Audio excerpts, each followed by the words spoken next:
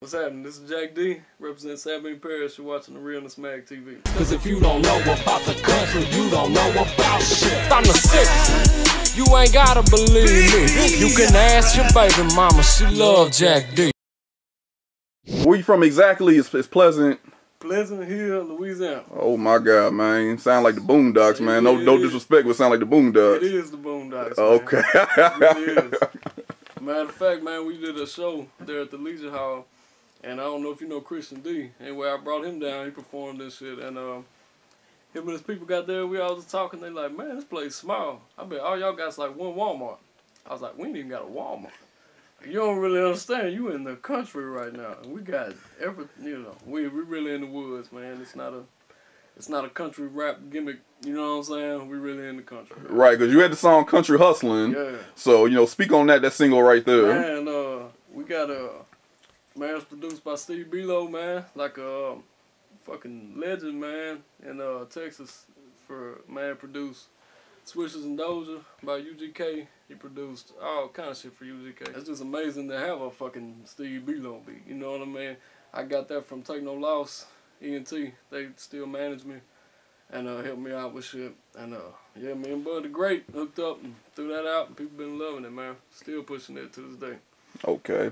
Now being from Pleasant Hill, and being from the small town, quote unquote country, what made you even want to get into rap? You being from the country. That's it right there, man, because it wasn't shit to do.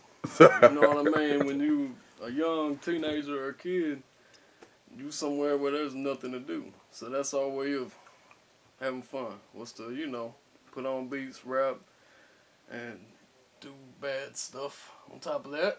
But you know what I mean? So, it's not a lot to do as a kid there. So it kind of kept us occupied and also kept us out of trouble and shit. Okay, so being a white kid from the country, how did you get into rap? Man, really, the first CD first tape I ever bought, really introduced to rap was Bone Thugs and Harmony tape. It was East 1999, and man, I was probably like fucking 12, and I was just just amazed by the shit, and man, that's all we did was listen to rap. You know what I mean? We loved it every fucking... Anyway, me and my boys, we sat down one day. It's like, man, let's fucking try to rap, So we tried to rap, record some shit. And I just fell in love with it since then, man. I just felt like I was good at it. I felt like I was good at something. Okay. For once. Right. You know what I'm saying? Right. Felt like I was good at something, so I just kept on with it and kept pushing it, man. Okay, still to this day. Now, when your family called Winter your craft, what was their first reaction? Man, I don't know, man. They support it though. You know what I mean? When they first heard it, they just kind of like, okay. You know what I mean? Yeah. Like, you go ahead and do what you do. Right. But yeah, now they're all shit. Everybody's just proud, man, that I'm still going, and so they cool with it. Okay. My mama be at the hood of shows. Screaming Pleasant Hill, everybody, Yeah, they all good with it. Okay. Yeah. Now, when you first started rapping and you were getting out of Pleasant Hill, and I don't mean to dwell on you being white because we are past that because we got plenty of white rappers now. Yeah. I don't mean to dwell on that. Yeah. But it's just strange that it's a white guy from the country. Yeah. You know what I'm saying? I think that's a whole nother kind of thing with you. Yeah. And you even made mention of that, on your social network pages. Yeah. I think you were on Instagram when you said that a lot of people told you to stop because you were a white kid and you were country. Yeah. So when you were first breaking out of Pleasant Hill, what was the reaction? Man, really, I say this all the time, man. If it wasn't for being from there and just being from the country, like I honestly, I don't think anything good would have happened at all in any of this shit. Because like, I don't know, man. It's just Pleasant Hill, they got me, man. That's just the only way I can explain it, man. No matter what the fuck I could do, like they rolling with me, and it's just a small town, man, small town thing, and they see somebody trying, and that's another thing that I wanted to talk about, like, like here we in Shreveport, right? Right. Now there's all kind of people that do music in Shreveport. Where I'm from, man, it's me. You know what I'm saying? There's other people that do it, and anybody else that does it, I associate with them. So you talking about music, period. Whether it's country, like, rap, whatever. Everything. If you mention Pleasant Hill, you know what I mean, you gonna have to mention me. Okay. You know what I mean? And Sabine Parish in general too, man. Okay. We've been spreading. People cool with it, man. Like I had to, you know, I say Pleasant Hill, and I know people looking at me like it's a fucking apartment complex or something in Freeport. You know, but you know, I still say it everywhere I go, man, and you know, try to put on for them, man. Right. But yeah, they, you know, another thing with the whole, like I say all the time, like I'm not a country rapper. You know what I mean? Like they got, especially now, like there's so many country artists coming out. Right. I think you know, I think even back in the day, I think the most notably guy, and on top of that, he was a white rapper, was Bubba Sparks. You know, he came out and let it be known, hey, I'm country. Yeah. See, that's a lot of that shit right now. I'm not in that category, man. You know what I mean? Like, I'm not in the Coke Ford category, you know. Like, I literally do every fucking thing. This is the only way I explain it, man. Okay. Like, I got actual rock tracks that people have sent me that I put together. I've got some soulful type of shit, smooth type of, you know what I mean? Like, I don't like to stay in that whole genre. But country hustle was the shit though. Okay. You know what I'm saying? Right. It felt right to do a country rap type of song. Right. Like but they kind of put me in that category though. Okay. You know what I mean? And you're making a point not to get pigeonholed in it though. I got you. Yeah. I got you. Describe your music, your life over beats, man. Describe that to me. You know. Man, it's really, when you hear me on something or a song, it's something I'm really doing or going through. You know what I mean? And it took me a while to realize that. Especially, it took some years. You know, I've been recording for like fucking years. You know what I mean? And really making music for a long time. And but I just talk about shit that I know about. You know what I mean? I notice how that is what I'm supposed to do. You know what I mean? I got a song called 2 Weeks Notice. It's just a simple ass song. Just about being tired of fucking working every day. Right. You know what I mean? And I see the reaction people get from it. Like, it's real life shit, man, so they can feel it, you know.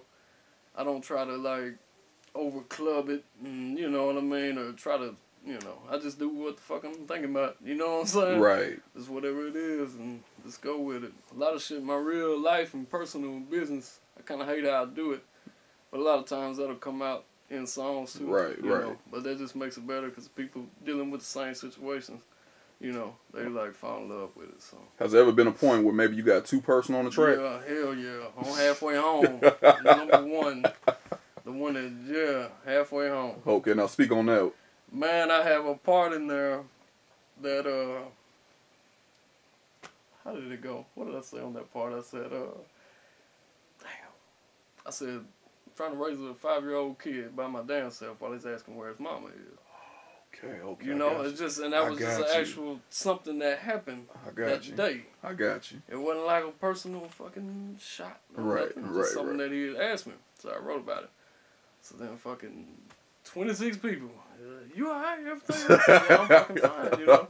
Shit like that, man. Just, you know, real life shit that I probably shouldn't say, but I always do. And I always will, too. You know what I mean? I feel like, another thing, I don't know what it is about that song, but I've had some people send me some crazy messages about that song. No shit. This song, like, helps my fucking life. Wow. Helps me want to raise my kids and just shit like that, man. Like, try to stay off drugs. And, you know, just crazy shit. So, man, it must have been the right thing to do. Now, this CD that you just gave me right here, yeah, Halfway Home. Yeah. You know, talk about, and then it's the best of Jack D. Yeah, it's the best of Okay.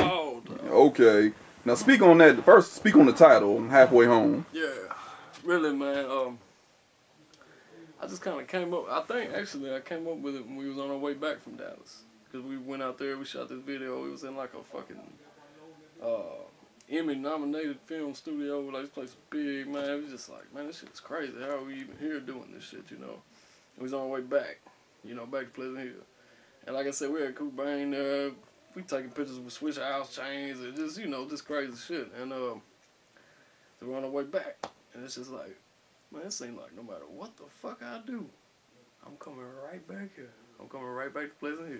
This shit ain't, you know what I'm saying? Just kind of a feeling like no matter how far I go with this shit, it seems like I always end up right back here. Like, we right back from the start. Like, no matter what we do, kind of feel like it's because of where we're at. You know what I mean? It's hard in this area, really, for anybody to fucking just float. You know what I mean? Right. So, but yeah, and I just kind of came up with the title, and I actually sit there and drew it one night, just messing around. It actually turned out to be the album cover. And I'm glad I did that, 'cause I like to have my shit kind of ducked out. Okay, like, so the writing on this album right here, this is your actual handwriting? Yeah. Wow, okay. With the lyrics on it, just from random songs. Okay, wow. And I got like 24 songs on it, and I'm 24 years old. You know what I'm saying? It's like, man, every song that really struck people, or people really related to, or loved, you know, like it's on there. And everyone that really meant something to me is on there.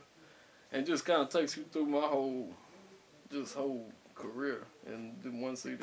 Return to the Mac, get up what it is, what it does, what it is, what it isn't. Looking for a better way to get up out of bed instead of getting on the internet and checking a new hit. Get up, first shot, hip strut walking, a little bit of humble, a little bit of cautious. One thing I want to talk about, man, you know, the Grammys had just recently wrapped up. Yeah. You know, everybody's, you know, in tune with the Grammys, and prior to the Grammys, you had the MTV Awards, the VMAs, and right now it's Macklemore season.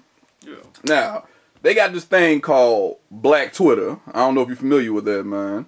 It's basically black folks getting their feelings out on Twitter. Yeah. Now, they feel like, you know, with Macklemore coming in, and, you know, now not only Macklemore, but then you got people like Justin Timberlake, artists like Justin Timberlake and Robin Thicke, making R&B music and succeeding. Yeah. There's this question amongst black folks where they feel like, is this the end for black artists? You know what I'm saying? Because they've seen this before, you know. I don't know if you ever heard this before, the term where, you know, Elvis came in, took over rock and roll, and now black folks ain't doing rock and roll no more. Same thing with blues or jazz. And I'm saying all this to say this, you know, what is your opinion, you know, you being a white rapper, doing rap music, which is quote unquote a black art form? Do you see, and this is the realness, man, just being real. This is the realness. Now, what's your thoughts when people say that, hey, man, if we don't step our game up, ain't gonna be no black people in rap music? No, man. I don't believe that. Okay. Not at all, man. As long as like, this is just my own personal. Man, hey, go for it. Go for it. Is that, man? As long as anybody out of Bone Thugs still alive, that's just me, man. That's just me. But nah, I don't know what's up with the Macklemore shit. Honestly, I don't get it, man. I mean, I ain't got no hate. Right. No hater in me. I just don't get it, man. I mean, dude make good songs or whatever, you know. I don't understand, like, how I don't get none of that at all. Right. You know what I mean? No, when you say you don't get it, are you talking about the music or you talking about the content? I mean, like, I like, you know, some of the songs are cool that I hear, you know. I just don't really just, I don't know. Because they came up with the pawn shop thing, man. I right. Just like a, you know, I don't know, man. Right. I don't know. Maybe I should have my hair like that, man. Would I be famous if I do the Yellow Wolf type of thing? I might need to do that, man. Right. I want some fucking Grammys, too. Dude. Right. I want some. I want one, just one. Right. Dude. But no, man, I don't believe that, man. Hell, you probably said the same shit about Eminem. Right, exactly. And you know what, man? It seems like every time there's a white rapper that does his thing, you know, I'll admit, you know, being a black man, being a black person, we get paranoid, you know what I'm saying? Because, you know, Eminem did come and do his thing. Yeah. But, you know, nah, man, I personally don't see it either. But, you know, hey, man, it's just a question I had to ask. I had to do it, man. This is the part of the interview we're at a point where I'm just going to shut up, man. This is your time to just get your thoughts out, whatever closing statements you want to make. This is all you right here. Yeah. Let me think. What could I say? Now, first off, man, since we're in Shreveport, I just want to shout out Shreveport for showing me all kind of fucking love, man. First show I ever did was in Shreveport, you know, and I've done a lot of shows in Shreveport. Still get invited. I'm doing something else up here next month. You know, they show me all kind of love. And I was like, I kind of look at it like my damn second home or something, kind of. You know what I mean? Especially when you're coming from somewhere they don't know where it is. Like Pleasant Hill, nobody know what the fuck that is. Shreveport, you know what I'm saying? But, you know, they all just, I got a lot of connects and cool people out here that, you know, been down with me and helped me, you know. So I appreciate all of that shit. And, you know, shout out to Shreveport, second home. And, let me see. By the way, just because I made the Best of Jack D CD don't mean I'm quitting. Not fucking quitting, you know. Somebody asked me if I was ever going to quit, like if I was ever just going to leave it alone. And I'm like, yeah, when I have lung cancer from smoking, and I can't do it anymore. Or when it just completely ain't fun anymore. You know what I'm saying? As long as it's fun, man, I'm still gonna do it. And it keeps me going, man. It's like, I don't know. I fucking suck at interviews, but I'm trying. That's all I got, Ron. All right, that's all we need, man. I appreciate it, man. It's Real-Izm Mag TV. Yeah, JD.